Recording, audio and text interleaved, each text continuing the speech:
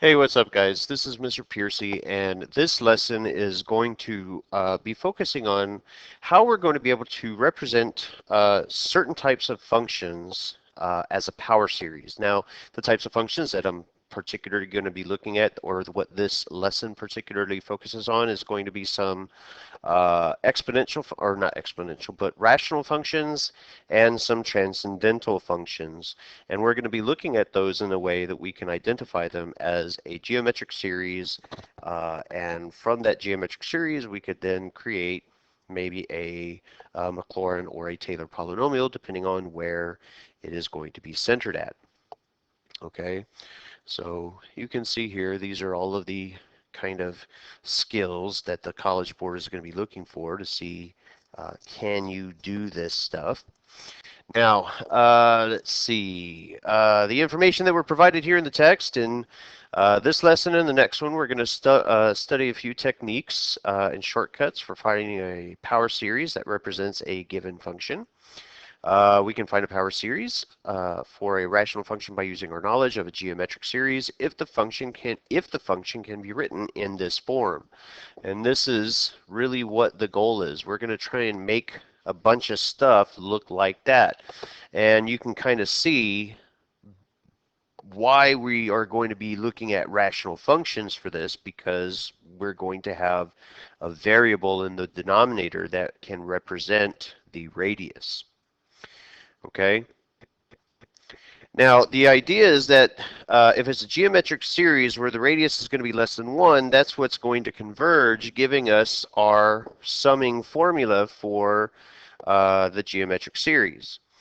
Now, here's a little trick that we're going to do.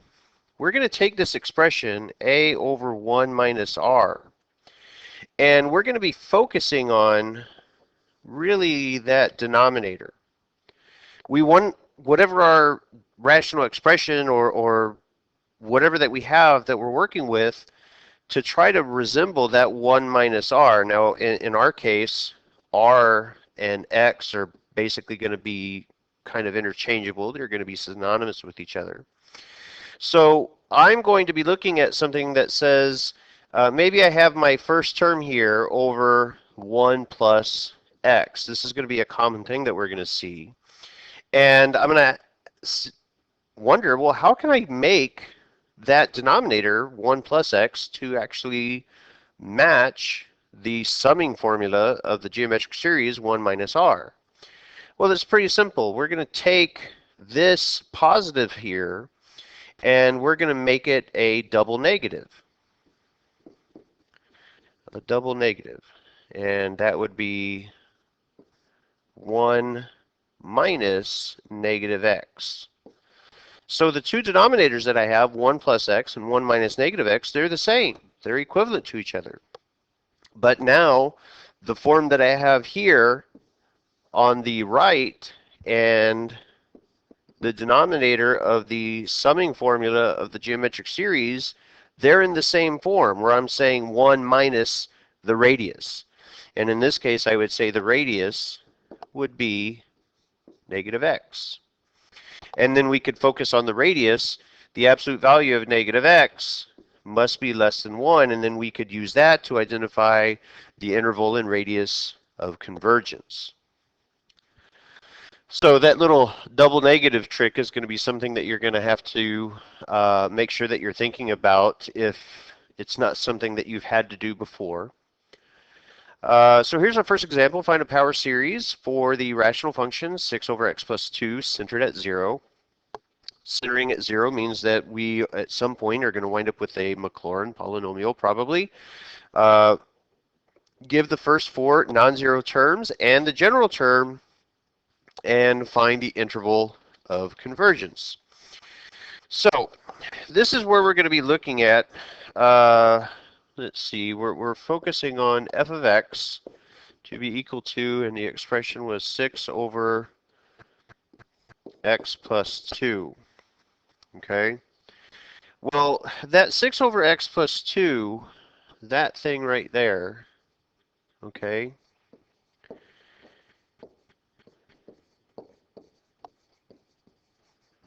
it needs to change to look like the summing formula that we have for our geometric series, because that's what we're going to try to make it do, is we're going to try and represent this rational expression as a geometric series now. So the first thing that's probably the easiest, and I'm not going to pay attention to the f of x, I'm just going to focus on the expression itself. 6, nope, not 6, x plus 2. So the first thing that's really easy to do is we're going to just switch these, because again, x is going to be synonymous to the radius. So we're going to say the constant minus the radius, 1 minus r. So I'm going to just take that and I'm going to say 6 over 2 plus x. Now, of course, in the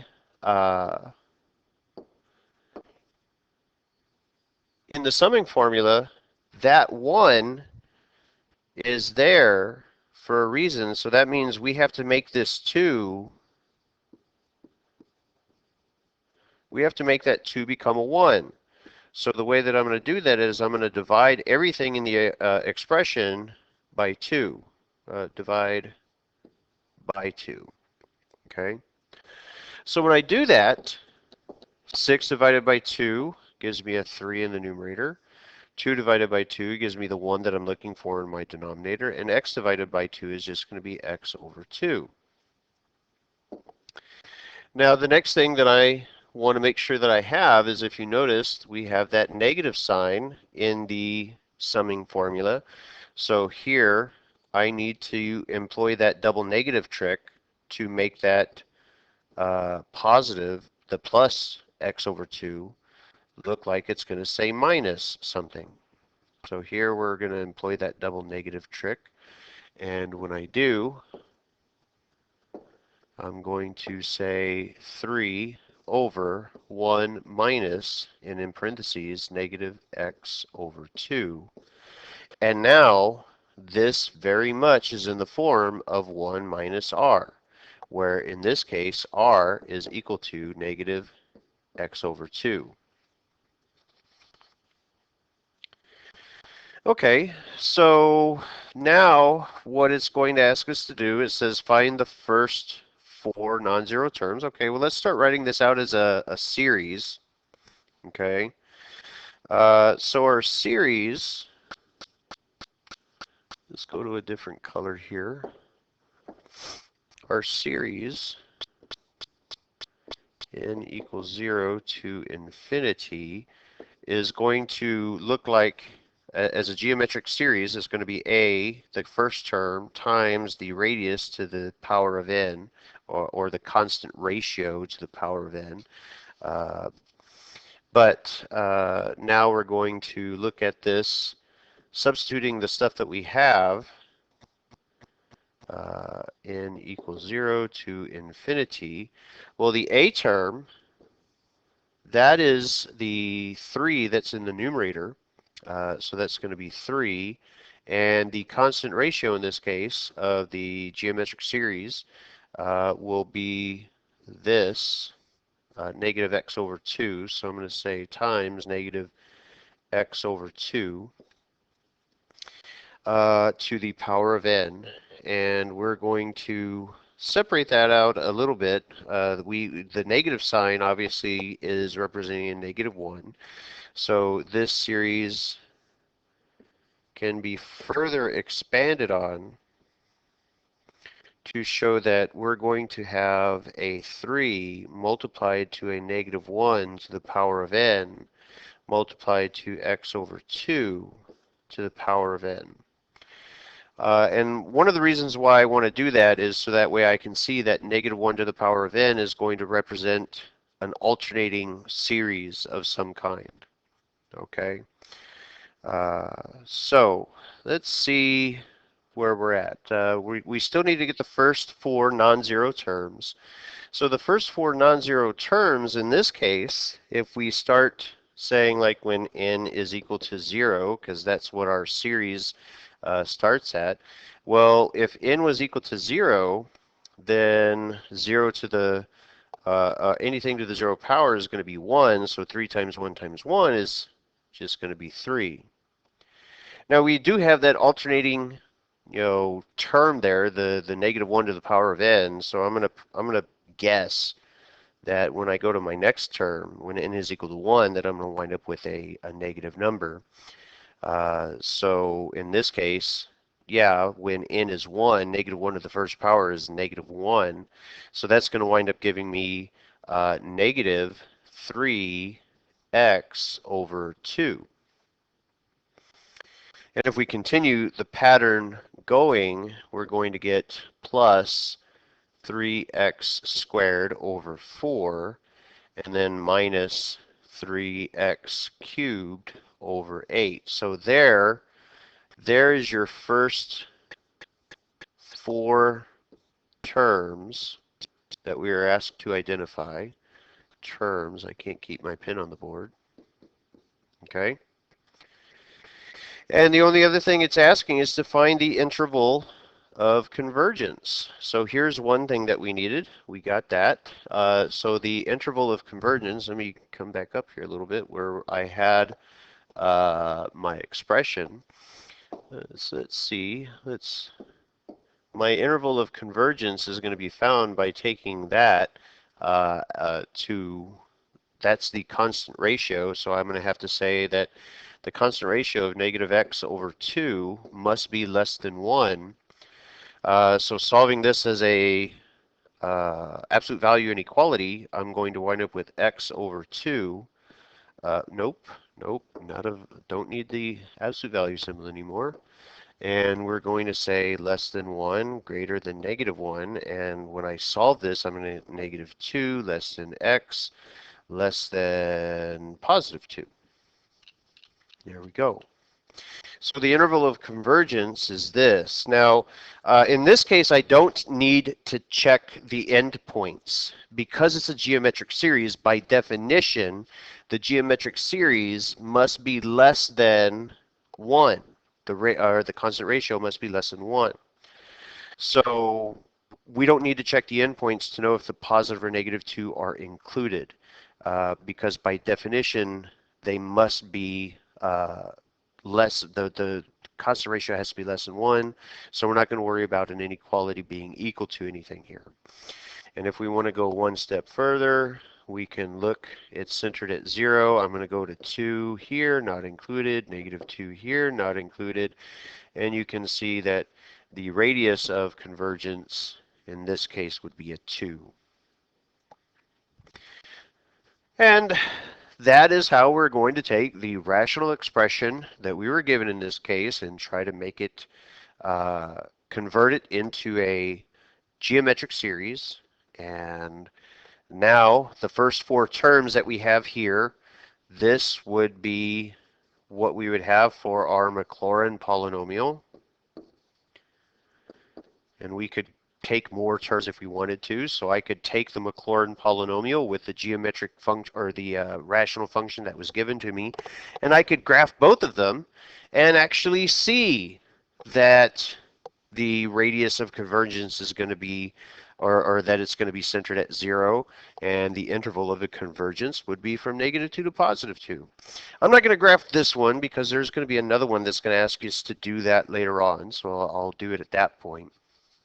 Now, the next thing that this is asking us to do, it's asking us to take the same rational function that we had, 6 over x plus 2, and it says you could have gotten that Maclaurin polynomial by doing division, by doing long division.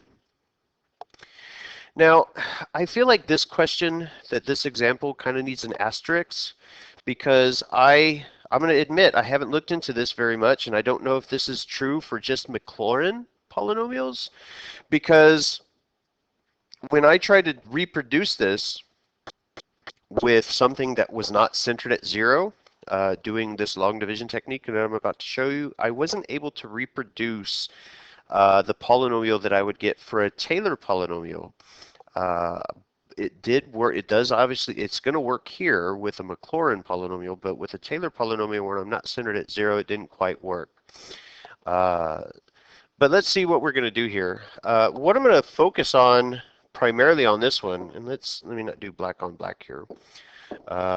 Here, when we do the long division, normally what we do is we kind of keep things in standard form when we're doing long division with a polynomial. But as we've seen with our Taylor polynomials and our Maclaurin polynomials, we kind of start with the constant term, and as we go, the degree of the polynomial gets bigger and bigger and bigger, when normally what we do in an algebra class in standard form, the largest degreed expression is written first, and then the next smallest one and the next smallest one. But in a Taylor polynomial, it's kind of the opposite.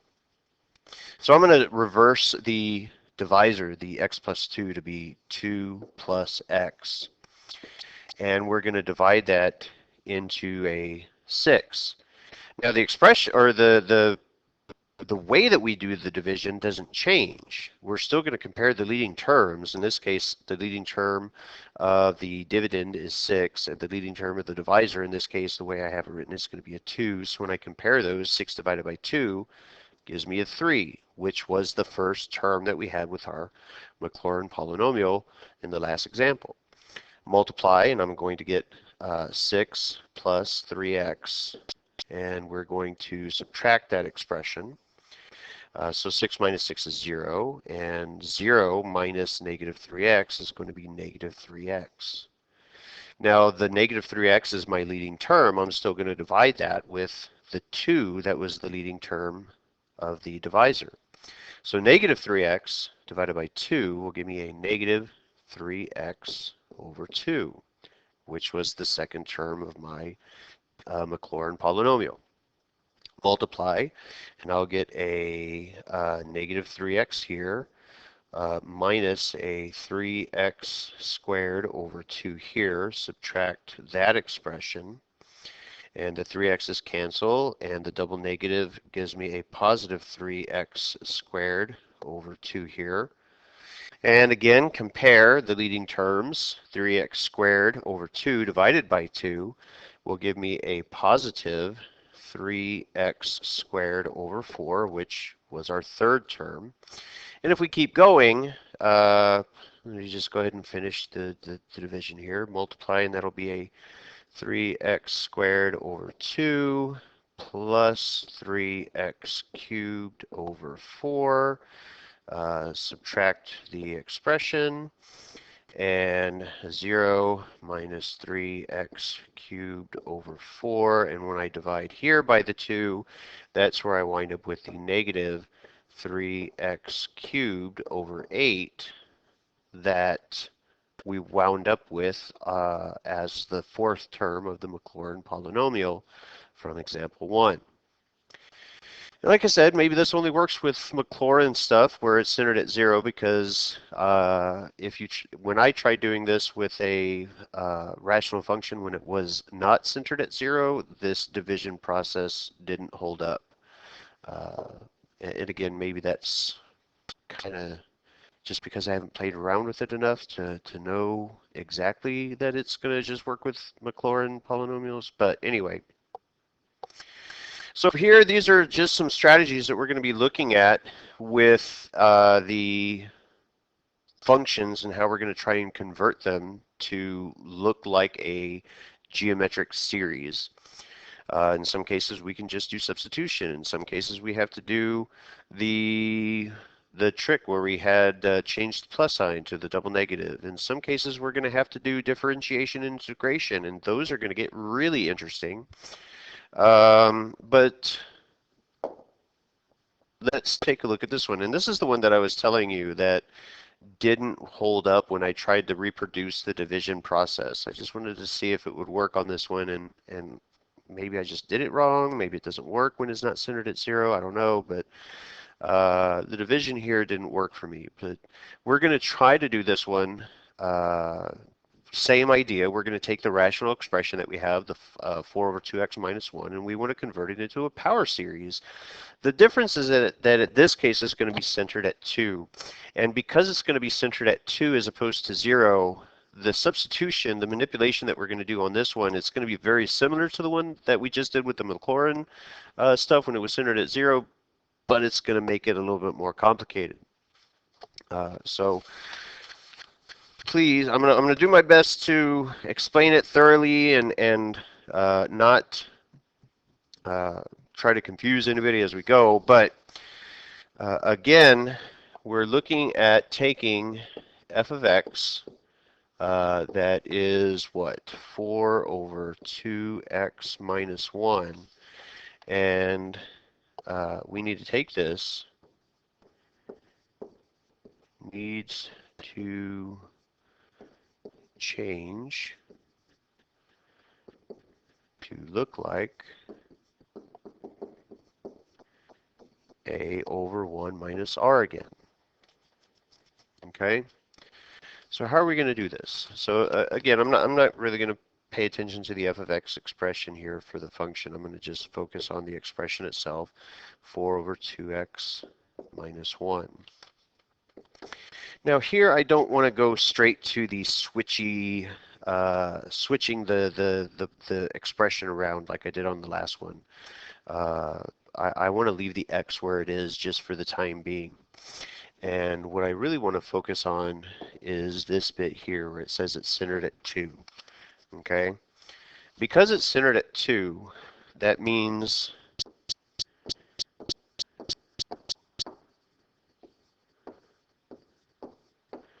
we're going to need an expression that looks like x minus 2 at some point in the geometric series that we're going to make. Because it's centered at 2, we have to have an expression that's going to say x minus 2 in it somewhere. So the x term, again, is going to essentially represent the constant ratio of the geometric series that we're going to have in this, little expression that we have. So right now, what I'm going to do is I'm going to take the 2x that I have, the 2 that's multiplied by the x, right? And we're going to take that 2x and we're going to replace it with the expression that we know we need, which in this case is going to be x minus 2. Oh, that's supposed to say x minus 2. I wrote 2 minus 2. Okay? Which, of course, is going to be 2x minus 4. Now, as I go, this expression that I have here needs to match this overall expression here. They have to be equal to each other. So the way that I'm going to make sure that they're going to be equal to each other is I'm going to look at the minus 4. I'm going to look at this as negative 4 plus a 3. Okay? And that will give me equivalent expressions in my denominator. So I have my 4 in the numerator over, and in the denominator, I'll just go ahead and I guess keep that in blue, I'm going to have a 2x minus 4 plus a 3. And you can see the 2x minus 4 plus a 3 is identical to the 2x minus 1. See how tricky that was? Kind of cool though, but now what I'm going to do is I'm going to take that 3, okay? I'm going to take this 3 and I'm going to move it over here, okay? Because that is essentially going to become the one term that I'm going to have in my expression for my geometric sum. So when I do that, we're going to get 4 over 3. It's still positive because we're not moving it across the equal sign. We're just rearranging the order that we're adding it, plus 2x minus 4. Okay? Now, at this point here, this plus sign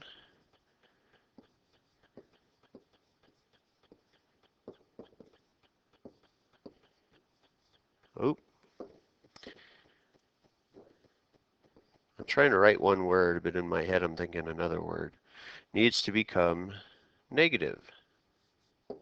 And this is where I'm going to employ the double negative trick that we saw in the last, or in the first example, I should say.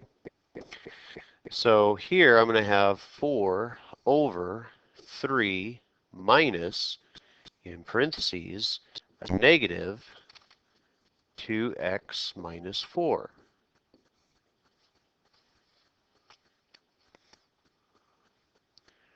Okay? And I guess if you want to, we don't need to keep that in parentheses. Let's go ahead and clean that up a little bit.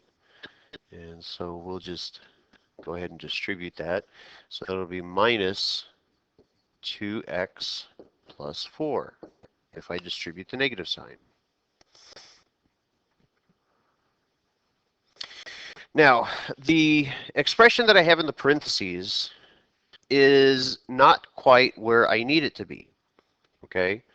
The expression that I have in the parentheses, the reason why I'm going to focus on that is this, at some point, needs to become the x minus 2 that I have to represent the center. So that means I'm going to factor out a negative 2 to get the x minus 2 expression. So we're going to get 4 over 3 minus, and we're factoring out a negative 2 to get a x minus 2 expression that I need for my center. And now we have one more thing that we need to do to where it'll be in 1 minus the constant ratio form of the series summation. Start to run out of colors here. Let's try purple. Okay, so that 3, what I'm going to do, that 3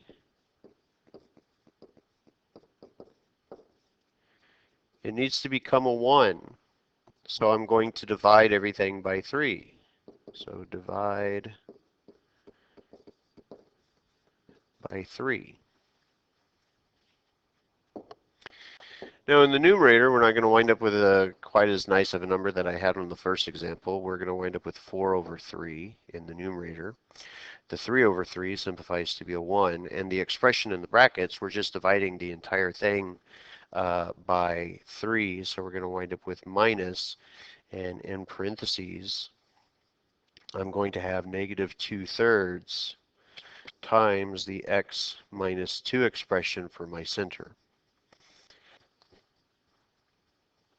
And now I have my denominator, and there's no particular color here, I guess, that I need. Now I have this in the form of 1 minus r.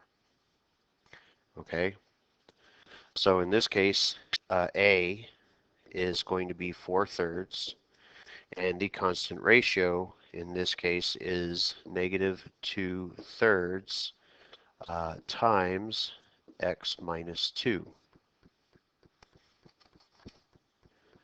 So there we go. And again, it is asking us to identify the interval of convergence, so we can do that. But let's go ahead and finish doing the power series first, since that's what it was asked. That's what we're asked to do first, find a geometric power series. Okay. So our geometric power series, in this case, is going to be something n equals 0 to infinity of a times r, nope, not r,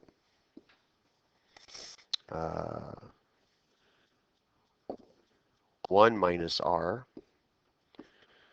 to the power of n, which in our case here will become 4/3 times, and I guess I should probably put this in brackets, we had the negative 2/3 times 1, nope, it was x minus 2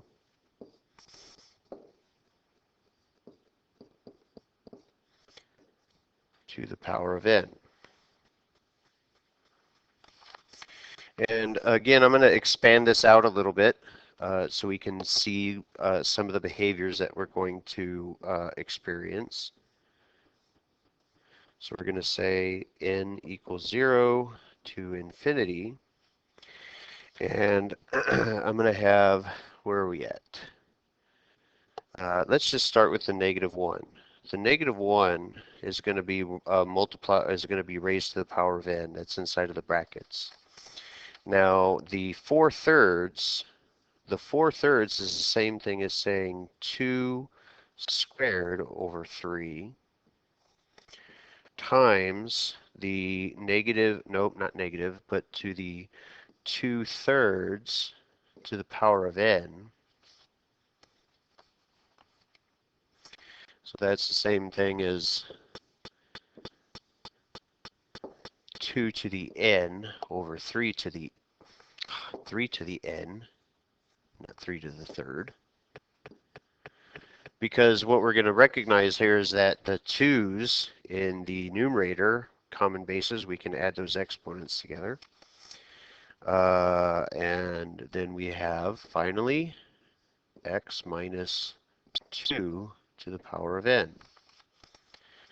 And I'll just come down here because I'm running out of space side to side. So n equals 0 to infinity. And our final expression, when we simplify everything, excuse me, is going to be negative 2. So the negative 1 to the n powers, we're just going to say that's going to become a negative 2 when it multiplies. So 2 to the second power times 2 to the times 2 to the n power is going to become 2 to the n plus 2 power when I add the exponents together, times the base, or the center, x minus 2 to the n. And in the denominator, we have 3 to the first power times 3 to the n power. So I wind up with 3 to the n plus 1 power in the denominator. And this is most likely going to be the type of answer that you would see. Like if you had to do this as a multiple choice question, that is almost for sure what you would probably see as an answer choice. So there's the geometric series, and now we can focus on finding the interval of convergence. So I'll do that in a different color. So the interval of convergence in this case, remember we take the absolute value of the constant ratio, so in this case negative 2/3 times x minus 2, and by definition it has to be less than 1. So here, the way that we're going to be taking a look at this is we can pull out the negative as a constant because we're really only focusing on the x minus 2 stuff that needs to be in the parentheses here, so, or in the absolute value.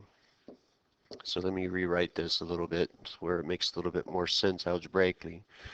We have negative 2/3 as a constant multiplied by the absolute value of the x minus 2 center that we had to be working with, and that has to be less than 1. So solving for x here, if I multiply by the negative 2/3, or divide by the negative 2/3 multiplied by the negative 3/2, I'm going to wind up with x minus 2, and the sign is going to turn around, and this will become negative 3/2 here. So the opposite here would become positive 3/2 here, and then move the 2 by adding, and that will give me a 7/2 here to be greater than x to be greater than 1/2. And that is what we would look at as the interval of convergence. And again, we don't need to check the endpoints, the 7 over 2 and the 1 over 2, because the geometric series by definition has to be, the constant ratio has to be less than 1. So the only other thing that we might want to look at is what is the radius of convergence, and I know it's not really asking us that, but we're centered at 2, and we go to a 7 over 2 to a 1 over 2. So whichever way you go from the center, that means that the radius of convergence in this case would be 1.5 or 3 over 2.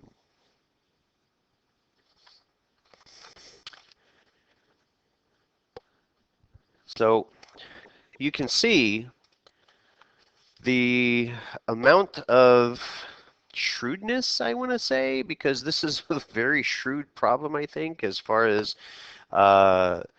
the way that you have to look at the rational equation that was given to you and how you want to manipulate it to become a geometric series. It's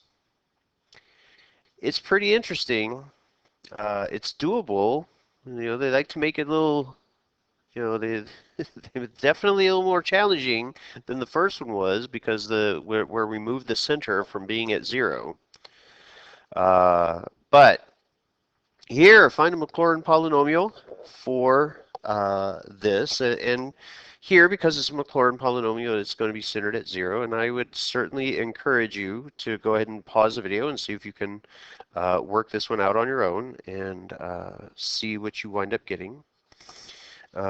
So in this case, because it's a Maclaurin polynomial, we're going to be working with something to the effect n equals 0 to infinity for a Maclaurin polynomial to be in the form a times the constant ratio to the power of n, giving us something in terms of 1 plus a to the power of r, or a times r to the first power, plus a times r squared plus a times r to the third power, etc., etc., until ultimately we get to the a over 1 minus r.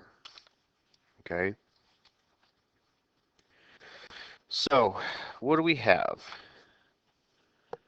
I'm going to take the 1 over 1 plus x squared, and we need to again rewrite this to where it looks like 1 minus r. So I'm going to do that double negative that we've done on the last couple of examples. I'm going to say 1 over 1 minus negative x squared. So the denominators are completely the same, and I messed up here. The exponent should be inside. There we go. And now they're completely the same. All right. So following the pattern that we have for our Maclaurin polynomial, I'm going to get this to be 1. And then we're going to say, if we substitute the negative x squared, I'm going to say plus. So the a term is 1. Okay, the a term is 1, so I'm not going to keep writing 1. So I'm going to say plus, and when we're going to have negative x squared to the first power, and then we're going to say plus 1 times negative x squared to the second power, plus 1 times negative x squared raised to the third power, and so on and so on. And let's see, write the first 4 non-zero terms. Okay, so the first 4 non-zero terms, if I simplify this, will be 1 minus x squared. And so the parentheses, negative, it doesn't matter what's inside the parentheses, it's going to become positive. So this will become positive x to the 4th power. And the odd degree on the next one is going to give me a negative x to the 6th power. So that's 1, 2, there's my first 4 terms. So here's my first 4 terms of my Maclaurin polynomial.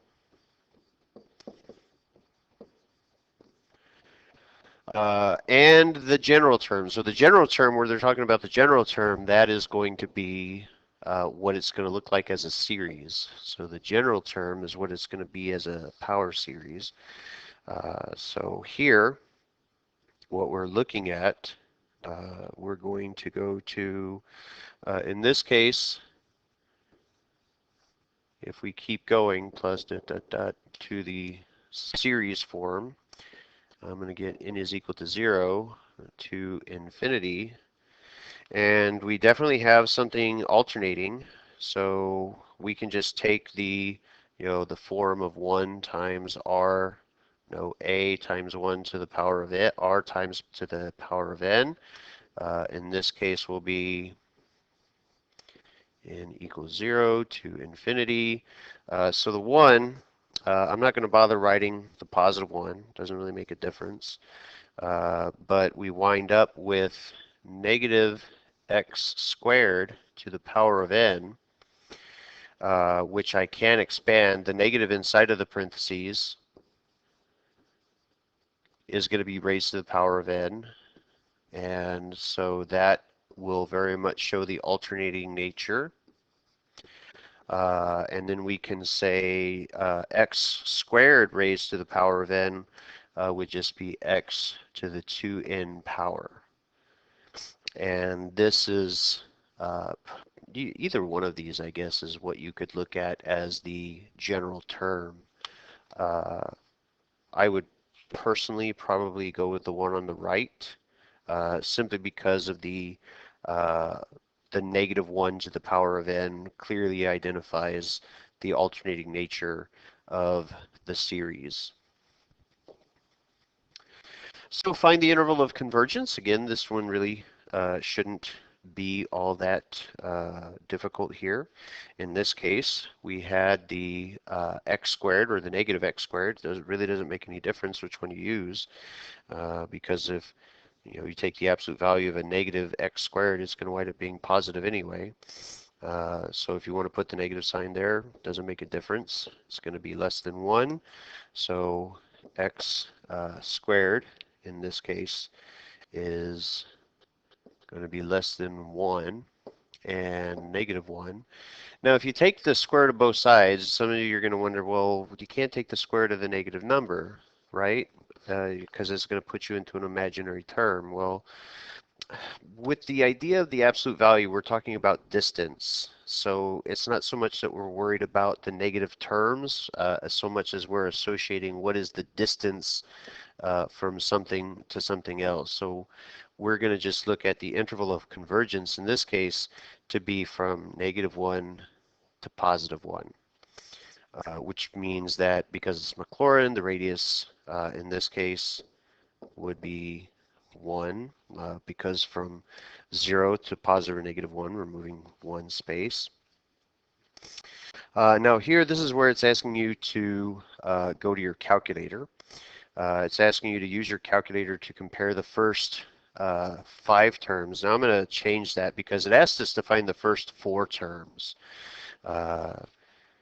So that's what we did. We found the first 4 terms. So we'll keep it here, 4 terms. And let's go, let me pause this so I can go get my calculator ready. Okay, so here we are at the calculator. And the first thing I'm going to do is let's go to the calculator and let's put the rational function that we had, which in this case was 1 over 1 plus x squared. Okay, and we can graph that. And we know that the interval of convergence from what we had was only going to be from positive 1 to negative 1. So let's clean this up a little. Let's narrow this in a little bit. let's change the window to, let's say from -2 to a +2, because that's going to bring us a little bit more into the uh, realm of our interval of convergence. Now, I'm not going to try to type all of the Maclaurin polynomial here, so I'm going to come back to my screen. Oh, no, I'm going to come back to this here. And I'm going to just kind of refresh anybody that needs to see it, how you can use a calculator to get yourself a Taylor or Maclaurin polynomial. Let's see what you would do, yeah, because on the keyboard here on my computer, I could just type in Taylor, but I imagine most of you aren't going to want to try and type in Taylor using the keypad on the calculator. We're going to go to hit menu, go to calculus, and we're going to come down here to series, and we'll select Taylor polynomial. And the first thing that we do is we type in the function that we're working with. In this case, the function was 1 over 1 plus x squared. And then we put a comma, and we put what the variable we're doing it with respect to, which is x. And then in this case, we say the number of terms that we want. So I think in this case I need to say 5 if I actually want the first 4 terms, because I'm starting at 0. And then where it's centered, now if you don't put 0 here to show that it's centered at 0, the calculator will assume it's at 0. But if it was centered anywhere else, you would actually say put the number of where it's supposed to be centered at. And in this case, we're getting, I want to get one more here. I want to get one more, so I'm going to change this. So let's come back up here. Let's change that. Let's change that to a 6. I won't, nope, because it's going to be doing it, let's say 7. There we go. I just wanted one more expression here. There we go. So here's what my Maclaurin polynomial would look like if we were going to expand it out. And we need the Maclaurin polynomial to compare it on a graph. So I'm going to save this, and I'm going to save it in function m. I'm going to say m of x, okay? Because m for Maclaurin, just because. Pick whatever letter you want. And I'm going to say second function, I'm going to hit this index button here, and I'm going to get that colon with the equal sign on it. And what we're telling the calculator is what are we going to put there, and we're going to put that Maclaurin polynomial in there. And you hit enter and you say, okay, done. So now when I go back to the calculator here, if I say m of x, it's going to take the Taylor polynomial or the Maclaurin polynomial that we had, and it's going to give us that. And so what it's asking you to do on your notes, it says use your calculator to compare the terms from part A. And what do you notice? So here you can add this sketch to your function if you want, or to your notes if you want.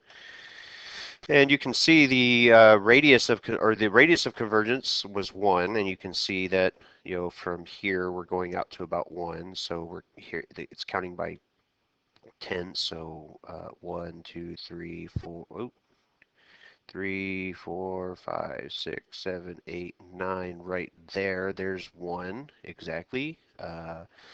And you can see that the radius of the interval of convergence is going to be from the +1 to the -1, and centered at 0. And so from everything between the -1 and the +1 can be relatively okay to be used as an approximation. If you go to the table and you just kind of compare between, let's change the settings on the table here to let's start at 0, and let's increase, say, by quarters, 0.25. So at 0.25 of the rational function, we get that 0.9 for whatever, and for the Maclaurin approximation, 0.94 whatever. And what it's asking you to do in your notes, it says what do you notice on the interval from 1/2 to 2? So from 1/2 to 2, so from 1/2, so 1/2, I don't see, there we go, 1/2 is right here. We're at 0.79 on the, about 0.8 on the Maclaurin, and exactly 0.8 on the rational function. But as we go to a 2, you can see coming down here to a 2, the rational function gives us exactly 0.2, but the Maclaurin goes way off base. That's a -51. But on the trip there, you know, as you stray further from the center of the center of convergence that we're looking at, the more your error is going to become, and that's exactly what we're seeing on that one. So that's what it's asking you to look at here. It says, what do you notice on the interval from 1/2 to 2? Again, you can add a sketch of whatever your calculator gave you here, and just understand that as you go further away from the center of convergence, the more your error becomes. So at 1/2, we were actually pretty accurate to what the function was giving us. But anyway, let's go forward from here and go away. All right. Now, this one is going to be interesting. Okay. Here it says, for example 5. Oh no, this one doesn't get quite that interesting. Given f of x is equal to cosine of x squared, use substitution in a known power series. So here's the clue, in a known power series. What that's kind of alluding to is you must there were 3 Maclaurin polynomial, or 3 Maclaurin series that you were expected to memorize. You must have the Maclaurin series for cosine of x memorized.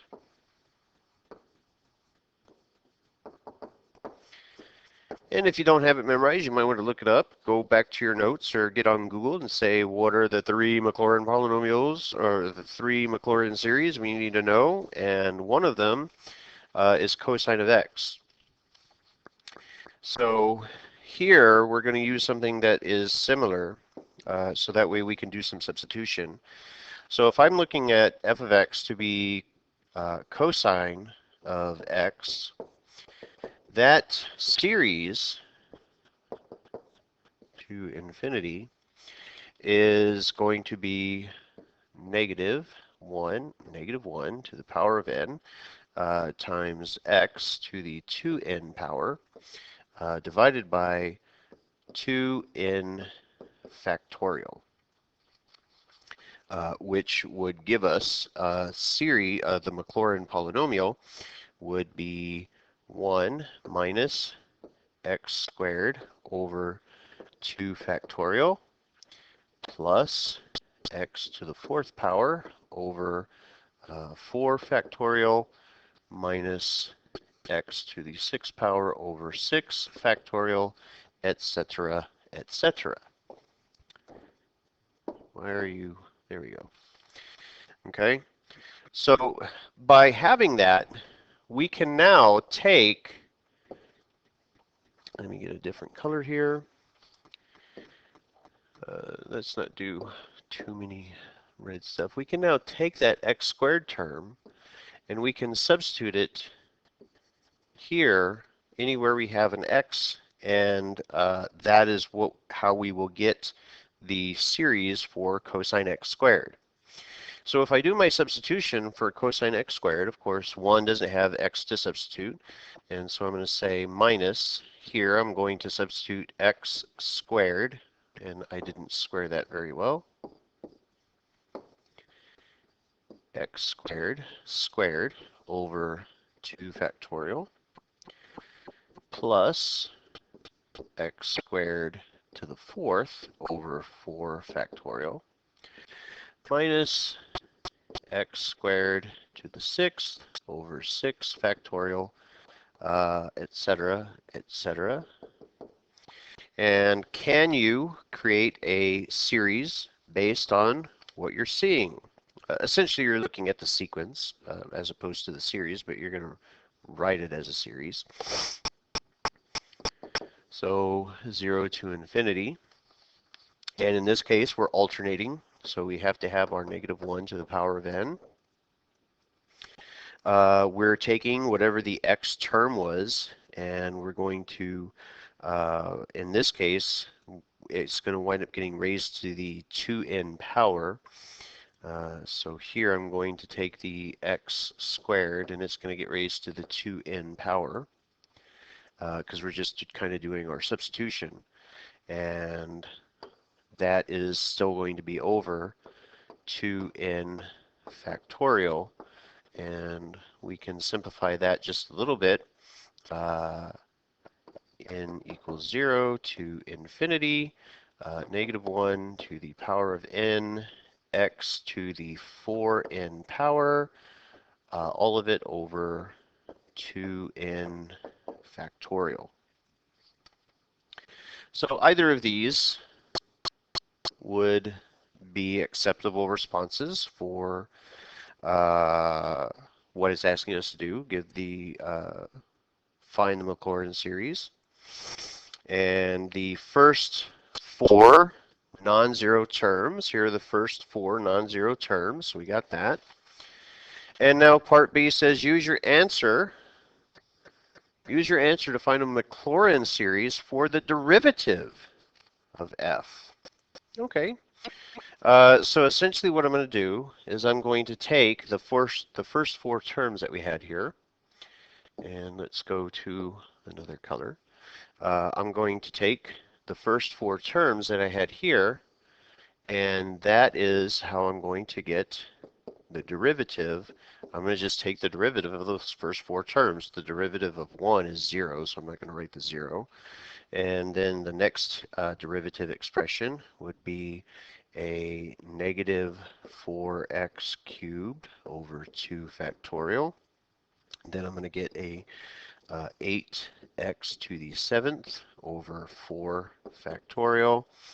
And then we would wind up with a -12x to the, that would be to the 11th power over 6 factorial. And there's the derivative. Now, okay, but it's asking for a Maclaurin series, not polynomial. Okay, so for a Maclaurin series, if we were going to continue doing this, if we kept going with that, it looks like n equals 0 to infinity. In this case, what we're doing is we're taking the term and we're going to, the nth term, it looks like we're going to be multiplying it by 4, and the power, we're wind up multiplying that by 4 and taking away 1. So here I'm going to have, I still have an alternating expression, -1 to the power of n. But it looks like this is going to wind up being 4 times n for the term times x to the 4n minus 1 power over 2n factorial. Okay, so that's really the answer that we're looking for on that one and not the derivative itself. Okay, so this is where things are going to really start to get interesting. We're going to be looking more at a transcendental function here. And it says, given f of x is equal to arctan of x, centered at c is equal to 0, find a power series representation of f of x known as Gregory series. Now, if you notice, 1 over x squared is an example that we just looked at. 1 over x squared here. And some of you are probably looking at that and say, hey, that looks like arctan or inverse tan, where you have 1 plus, x squared. That comes directly from inverse tangent. And that's kind of why they're using it here. Now, some of us are going to be shrewd and say, hey, I'm going to just take the work that I did from that last example that used it and try and incorporate it here. But what if you didn't have it? Okay, I don't want to say, well, you had this from another example. Let's just treat each individual problem like it's its own separate case and not say, hey, remember what we did 2 examples ago? So what am I going to do here? This is what I'm thinking. Since the integral of 1 over 1 plus x squared dx is the arctangent of x, then that means we can write this as the integral of a power series. Okay, and that's not something that you've done yet. But if you go back to earlier in the lesson, one of the things that it was asking you to do when it said operations and techniques with power series, the fourth strategy was using either differentiation or integration. And that's where we're at now. This is where things are going to start to get a little more interesting. Okay. So let's suppose we didn't have the information from example 4 to work with. How would we solve this? Okay. So this is how I'm going to be looking at it. The first, turn my pen back on. The first thing I'm going to do is I'm going to start with a more basic function. Start with a more basic function, in this case 1 over 1 plus x. Okay, and 1 over 1 plus x, we have seen that we can work with that one with a double negative to make it resemble the 1 minus r summing formula. So I'm going to say 1 minus negative x here. And now it very much kind of matches what we had for our series. So I'm going to start here. And the 1 that's in the top, you don't really need to write the 1 times a times, where you say a times r to the power of n. Since a is 1, it really doesn't make any difference. So we're going to wind up with negative x to the power of n, which, when we expand that out, will wind up being negative 1 to the power of n times x to the power of n, or just, I guess I should just write that as x to the n power without parentheses. Okay? Whichever way you want to write it. Yeah, we'll go ahead and leave it in parentheses, I guess, because we are going to be doing some substitution. That's the idea. We're starting with something more basic, so that way we can now do some substitution. Okay? So the next thing that I'm going to do here, I'm going to go to a different color. Okay? So I know I have f of x, which was given to me to be 1 over 1 plus x squared. And again, we're presuming that we don't know much about it other than the fact that, hey, that looks like the integration of that would be inverse tangent. Now we can do some substitution. So what I'm going to do is I'm going to substitute x squared for x into that power series. Okay?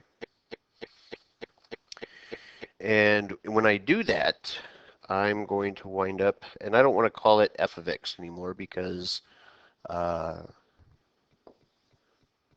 they're saying f of x was equal to arctan, and I guess we can keep saying f of x here. It doesn't really make a difference. So we're going to just say this 1 over 1 plus x squared is going to get substituted into the power series that we came up with, our more simple expression.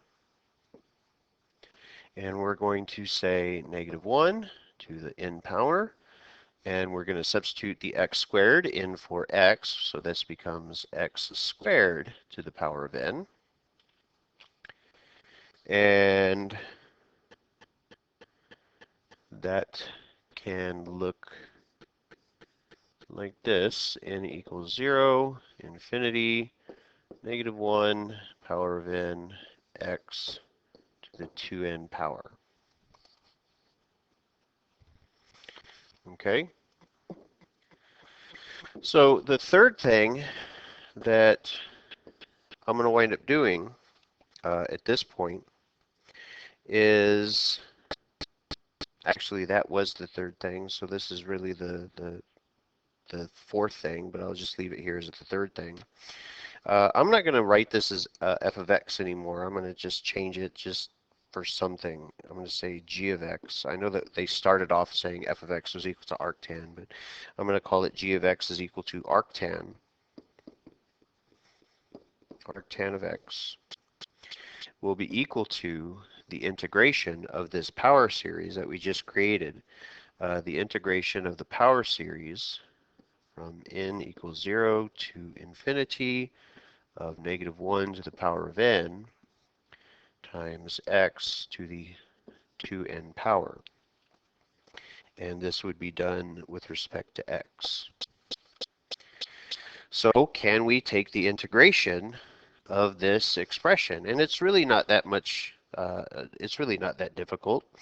Okay, so here we don't need the integral sign anymore if I'm actually doing the integration.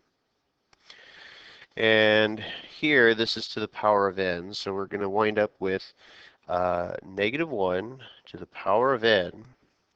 And here, where we're doing it with respect to x, this is where I'm going to wind up with saying x.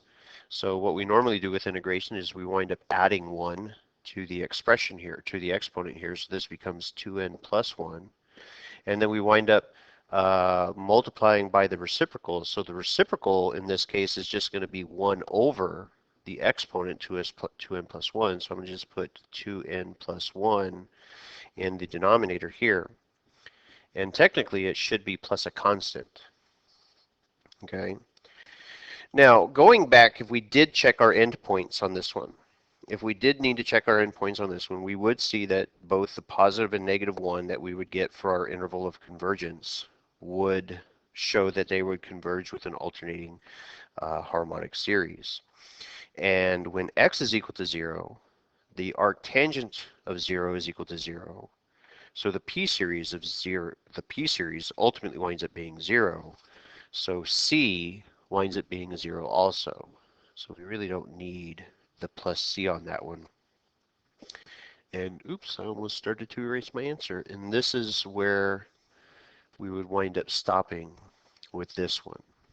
Okay, now again, presuming that we didn't have any prior knowledge other than the fact that you should be able to recognize that the integration of 1 over x, 1 over 1 plus x squared is inverse tangent of x.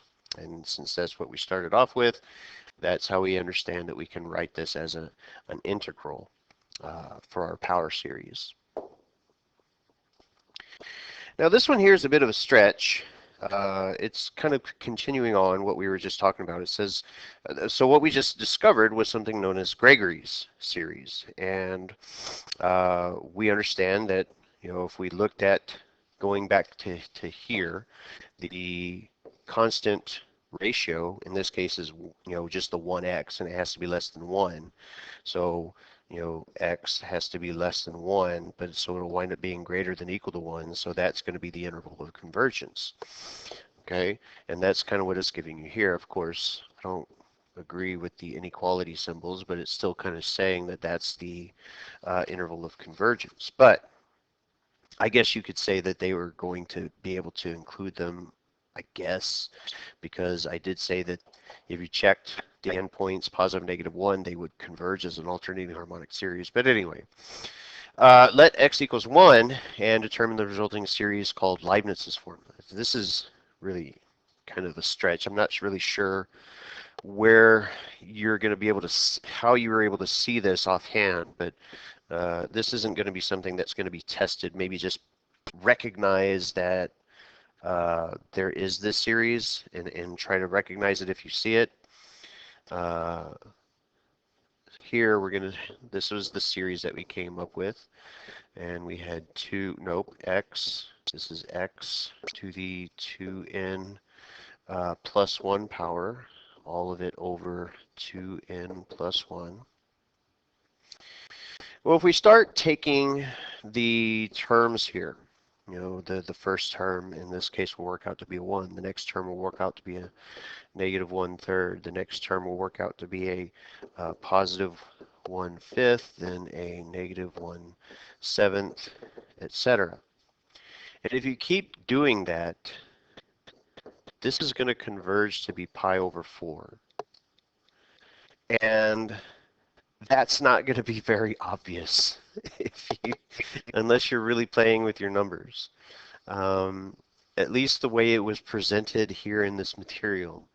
Okay, now you can take the sum of these individual numbers. If we just take the partial sum of these individual numbers, we're going to wind up with a common denominator of 105, and we have 105 here minus 35 here, plus 21 minus 15, and if you take the partial sum of that, you're going to get about 0.7238.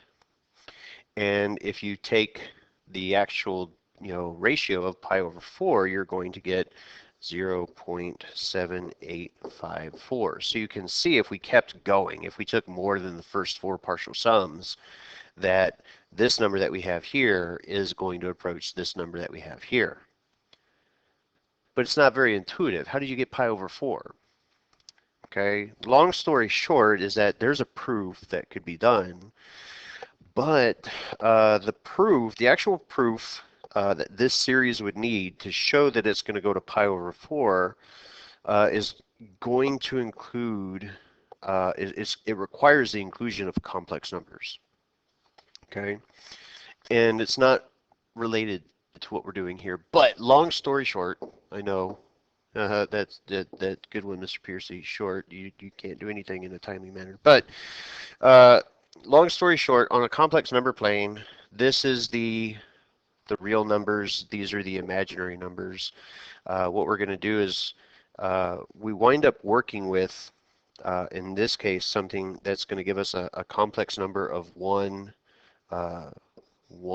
plus 1i. So I come here to 1, and I come here to 1i. Well, the complex number plane kind of looks like a normal Cartesian coordinate, but 1 plus 1i is going to be right here, 1 plus 1i. Okay, and I didn't quite go far enough. We'll just say that that's 1. Okay, so this is 1, this is 1. So we wind up working with a 45, 45, 90 triangle, which is pi over 4 in radians. And ultimately, that's where the pi over 4 comes from. It makes more sense if you actually do the proof with the complex numbers than if you just tried to figure out, well, what are these series of numbers wind up adding up to be? Hey, I got an idea, pi over 4. I would have never come up with that on my own. But anyway, so, all right, last one is a doozy. Okay, and I'm not trying to intimidate anybody or anything like that. I know the video is already lengthy, and I apologize for that, but this is going to be a skill that you may need to know how to do. So I'm going to do my best to try and make this one digestible in small chunks, and I'm going to have to pause some things periodically because the way that I'm going to demonstrate this one, I'm going to write down a bunch of stuff. So find a power series for the representation so we have a more complicated rational expression now, x squared over 1 minus 2x quantity squared. And again, same ideas. We want to make it look like a typical geometric series. Okay, so like I said, I'm going to be pausing and writing things down as I go through this just to try and speed up this last example rather than making you watch me write things. So let's just go ahead and start it out. Okay, so big idea time. The idea is to take something that we have, in this case x squared over 1 minus 2x squared, is we want to relate it to something that we know as a power series. So in this case, I'm looking at it as 1 minus 1 over 1 minus x to be the power series of just x to the n power, as is about as simple as you can get it as. So the way that I'm going to look at this is I'm temporarily I'm not going to pay attention to the x squared part of the expression.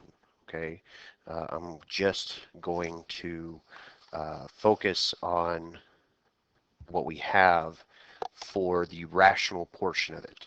Okay, because the x squared term in the numerator, it's going to be kind of like a constant. Okay, we don't really need that as part of the rational expression. Okay, so here, what I'm going to do, just like what I did on the last one, I'm going to take the integral of the expression 1 over, nope, 1 minus 2x quantity squared. Okay, so let's do that. I'm going to take the integral of 1 over 1 minus 2x quantity squared with respect to x. And we'll do a little bit of u substitution here. So u, in this case, is going to be just the 1 minus 2x. So du will be negative 2 dx.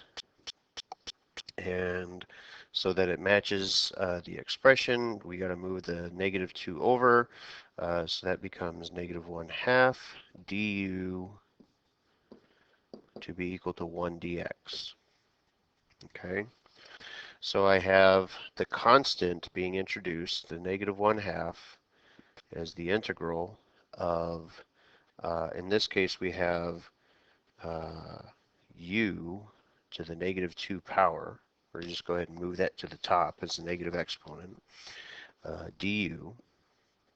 And the integration of that here is going to give me 1 over 2u.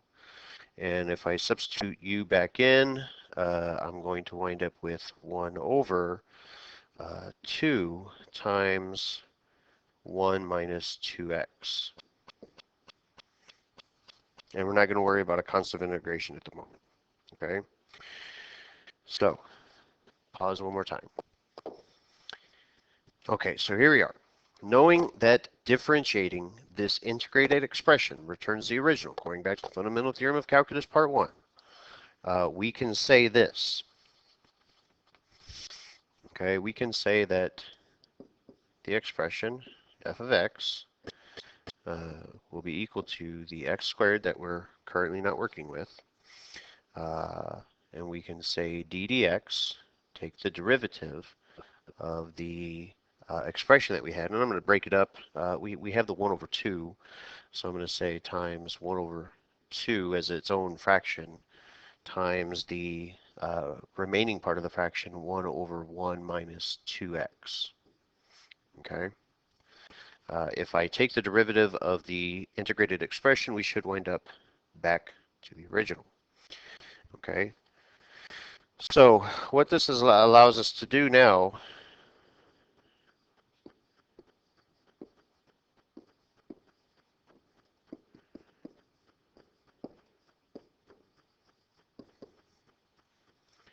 we can easily relate the 1 over 1 minus 2x to the 1 over 1 minus x expression that we had at the beginning of our of what we're presuming is something that we know that's a little bit more basic that we can work with. N equals 0 to infinity of x to the power of n. Okay, so when we do this, where am I at? All right, so when I do this, I'm going to say 1 over 1 minus 2x. Okay, we're going to just do substitution the way we've done it on a few other examples. Okay, anywhere where's the x, I'm going to substitute the 2x. So this is going to become 2x to the power of n. And we can expand that out a little bit.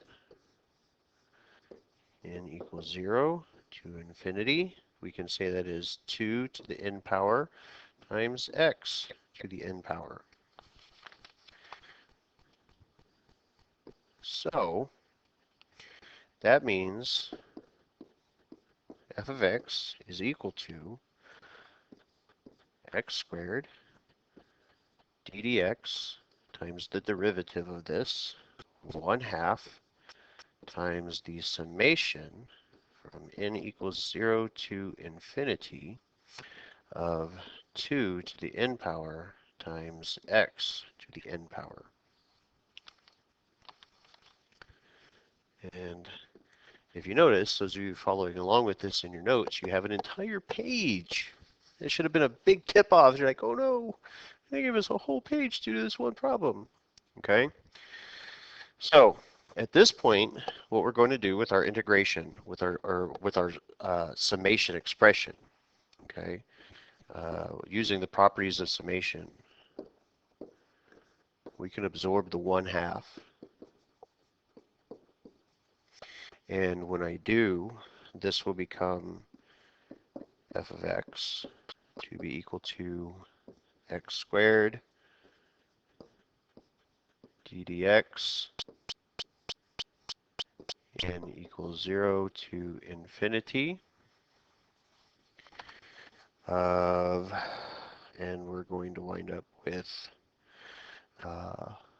1/2 times 2 to the n power times x to the n power. And the 2 and the 1/2, those can simplify with each other. N equals 0 to infinity to be,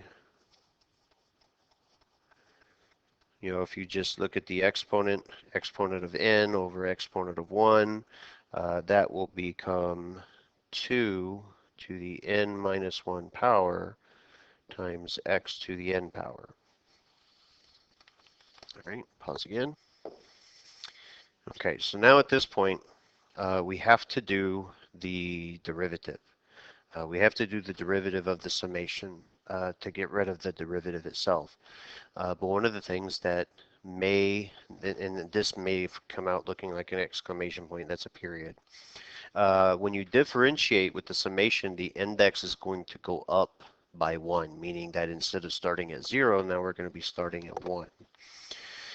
So this is what we're going to be having. We have f of x is equal to the x squared, and we have the summation. We're going to do the summation n is equal to 0 to infinity d dx. So it's like we're absorbing the derivative expression into the summation here of 2 to the n minus 1 power times x to the n power.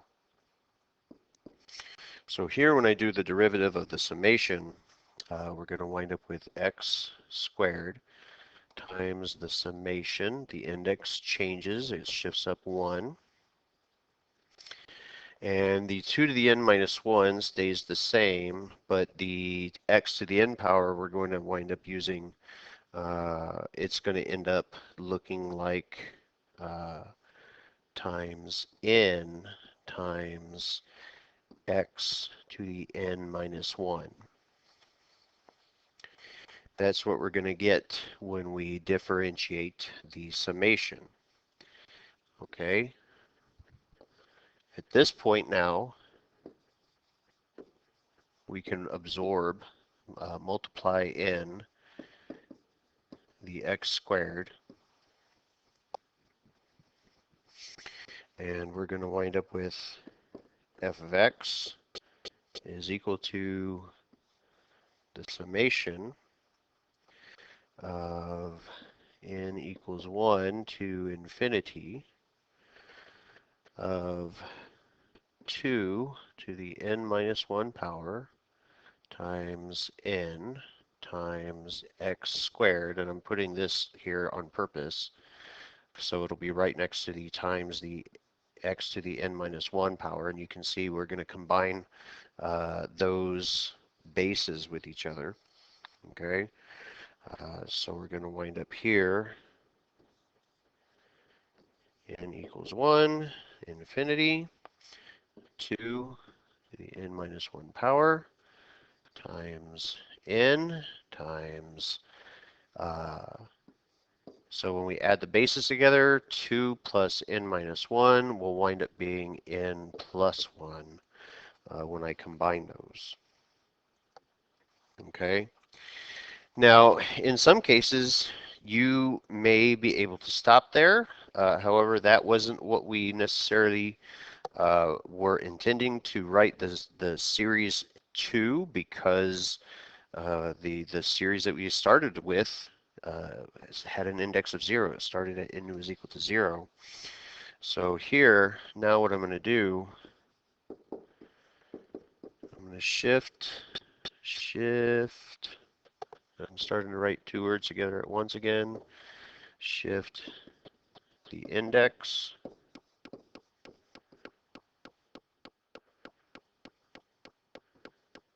So starts at n equals 0 again. And when we do that, it's going to cause some of the exponent values in the, basically anywhere we have an n, we're going to have to add a 1. By shifting that index down 1, anything that has an n in the series is going to have a 1 added to it. So we're going to wind up with f of x is equal to, starting at 0 again, n equals 0 to infinity. So if we add 1 to the 2n plus 1, that's just going to become 2 to the n power. The multiplied by n is going to become multiplied by n plus 1. And the n plus 1 power on x, add 1 to that, and that'll become times x to the n plus 2 power. And there's our lovely little series. Okay. And you know I may have gone into, and ideally I wanted to go into more detail than was strictly necessary, because for anybody that needed to see it, I wanted you to see it. Is there a shorter way that you could have done this? Yeah, there probably is, but again, I'm trying not to lose anyone. Good job with that, Mr. Pierce. You lost all of us. Anyway, that is going to kind of wrap up what we're talking about as far as how we're going to be representing different types of series. Again, we were focusing here mainly on rational functions and transcendental functions, as far as how we can kind of do some, you know, so I want to say it's shady manipulation in some cases, but it works to be able to create a power series that will represent a function. And of course, with the power series, we can generate either a Taylor polynomial or a Maclaurin polynomial, which will definitely be easier to evaluate in the long run than some of our other types of functions will be. So anyway, that's going to wrap it up for this lesson. Thanks for watching. Thanks for bearing with me. Appreciate all your patience. Hopefully you're getting some good information.